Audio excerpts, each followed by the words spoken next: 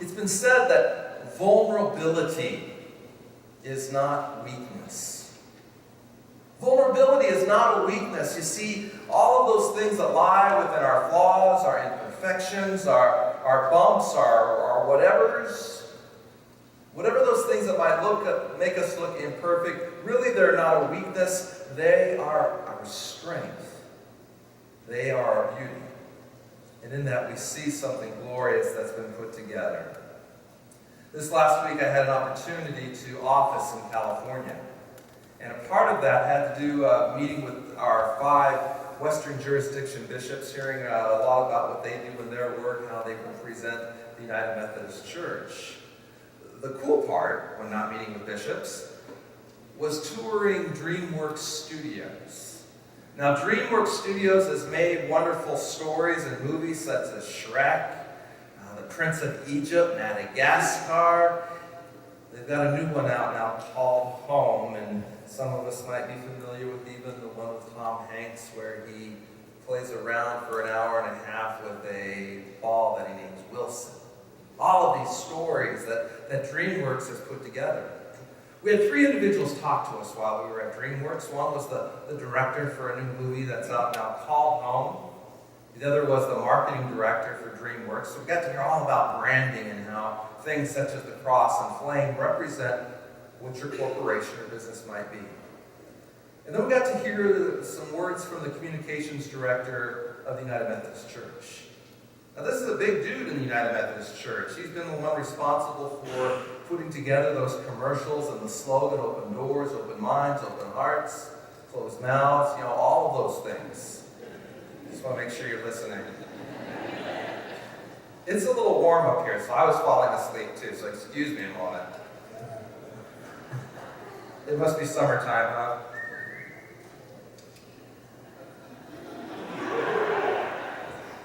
I'll go put the jacket back on.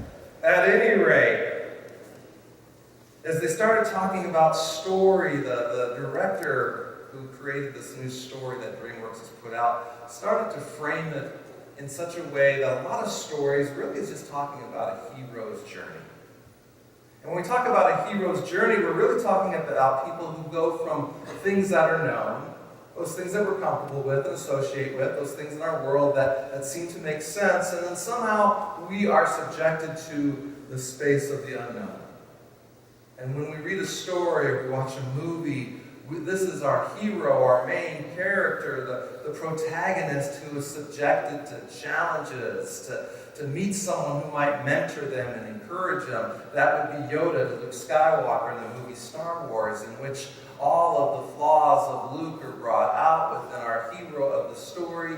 He is then transformed. He experiences this dark night of the soul, this death and resurrection, which then brings our hero back to the end of the story to a place of reknown, a new known. It is a story that we all have experienced. It's a journey from the known to the unknown, in which it can often feel like a world that is just spinning around, a spinning wheel that just doesn't seem like it's going to stop. Often it's a world that just spins around us and comes and keeps us in that space, even though those uncontrollable forces are around us. We stay grounded on that wheel or within that spinning circle. But when we come to a stop, we begin to realize that maybe we've been shaped, we've been formed, we've been fashioned into something new, a new person, a new known. We realize who we are, but something has happened to us, and we're just a little bit different. We have a spark in our eye, we have an excitement in our heart, we have a zeal that sends us forth. You see, within all of that spinning, and in this case, the metaphor of the spinning potter's wheel, when it's going round and round, creation is taking place.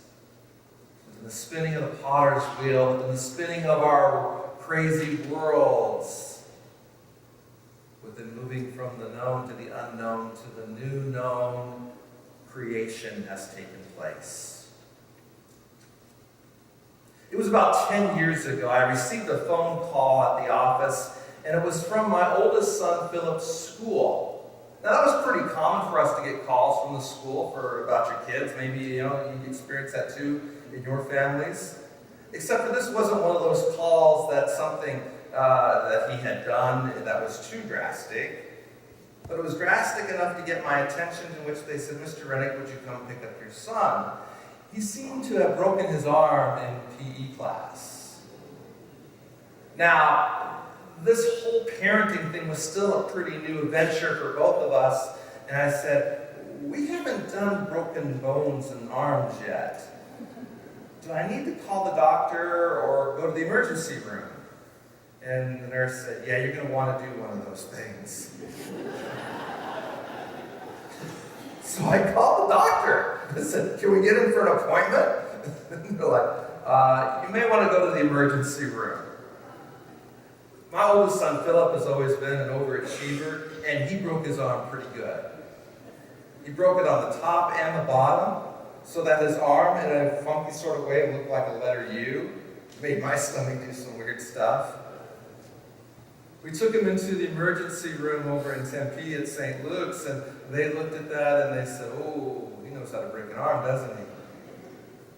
They gave him some really good medicine. I wish I could have had some of that myself. For the kids later in life, when they seem to be a pain themselves. But that seemed to help calm them down. And then they proceeded to bring something that they brought maybe out of the dark ages. It was this contraption that had these kind of Chinese finger handcuff thingies, but it was more like a glove. And they were going to place it on his hand, and with a nice yank, it was going to put his arm back into that straight situation. As they wheeled in this dark age dungeon contraption, they looked at me and said, "Mr. Rennick, you may want to leave the room at this point." So I did.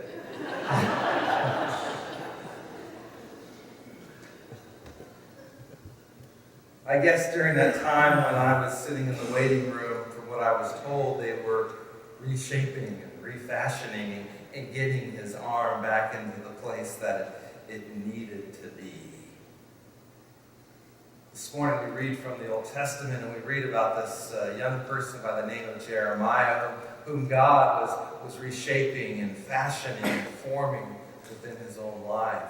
And God had something in mind for Jeremiah, because early in the text of this story we read about Jeremiah, God says to Jeremiah, "I knew you. I knew you before you were born. I knew you when you were in your mother's womb. And I had plans for you. Big plans."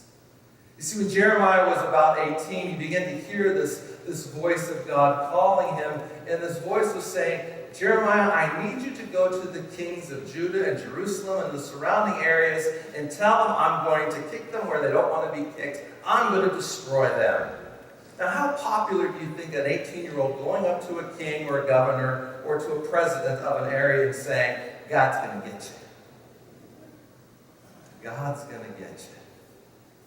That was the message that Jeremiah had. And whether if he went boldly or if he went cowering or however he went, he had this word in his mouth that God had told him to go to these leaders and say, "Y'all have forgotten who's in charge here. Y'all have forgotten who's brought you out of captivity, who's brought you to a level and a status of where you are today. You've forgotten how to worship me. Jeremiah, go tell them to get things right, or things are going to get bad." And so he would do that. And, in most cases, as in society of that day, as it is today, these tough, rough, old, crotchety leaders weren't listening to 18-year-olds in their day. "Your God's going to do what to me? Get out of here." And so most of the time when Jeremiah and God would engage in conversations, it was pretty much a bunch of whining and lamenting that Jeremiah would give to God. "Oh, they don't want to listen to me, or they want to hurt me. The other guy too, he threatened my life. What is this message that you have given me?" And And so one day, God uses this story or metaphor, or maybe it was a directive. And God says, you know what, son, let's go on a field trip. Let's go down to the potter's house. And let me show you something.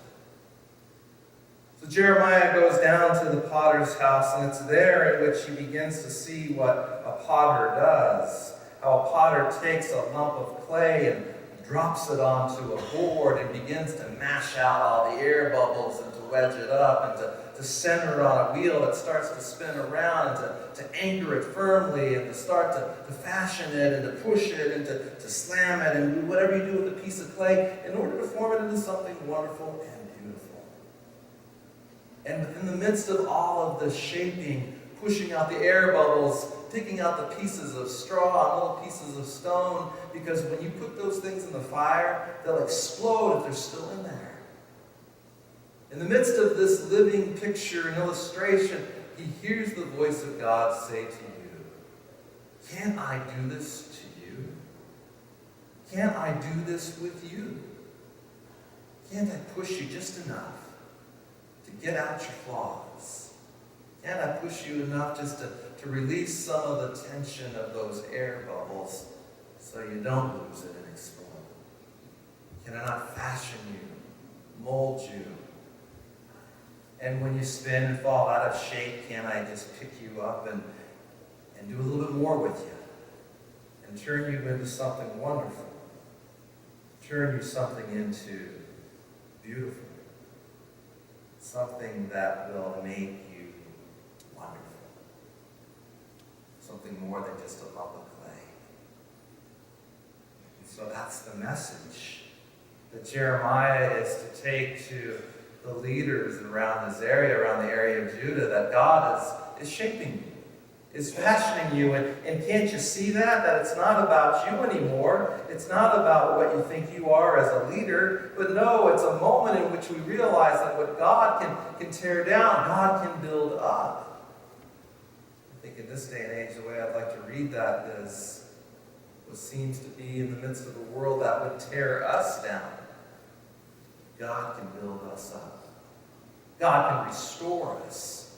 See, in the midst of going into that place of the unknown, when we're the hero of our own stories, or the heroines, the sheroes as I like to call it, when we're in that dark night of the soul, when we feel kind of all warm and mushy like a lump of clay, we feel the embrace of God's hands around us, forming and shaping us and calling us into something special. He's letting us hear the voice, too, that says, can I not do this with you? Can I not do this with you? Can I not take your life, your broken life, and make you into something wonderful? Several years ago, Rita Bass Coors, she's part of the Coors beverage company, from what I understand. I think that's why our last name's Coors.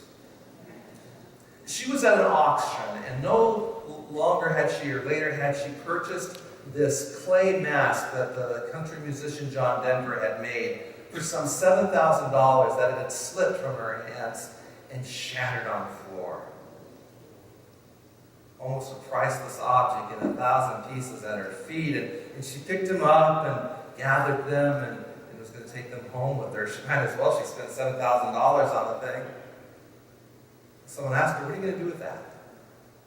Because I'm going to take those pieces and I'm going to mix them with a bunch of John Denver's pictures, whom she admired.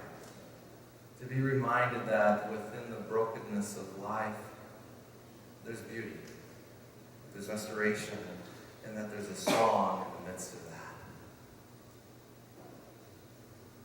One of the churches I served happened to be up in Payson, and there was this woman who has long since passed. As she would drive up the road on the Beeline Highway, she would scatter flower seeds along the side of the road.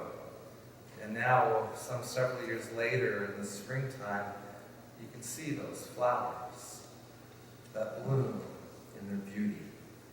That in the brokenness of a travel, of a deserted scenery, there comes beauty in the midst of it all. So throwing pots is not just some radical activity of a 6-year-old boy growing up.